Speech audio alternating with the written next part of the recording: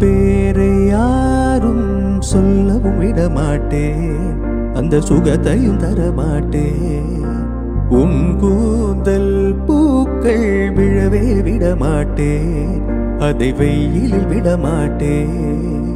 உன் பேரை சொன்னால் சுவாசம் முழுதும் சுகவாசம் வீசுதடி. உன்னை பிரிந்தாலே வீசும் காற்று வேலை நிறுத்துமடி.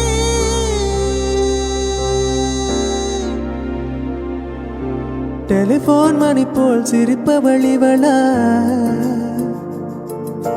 மெல்போன் மலர் போல் மெல்லிய மகளா,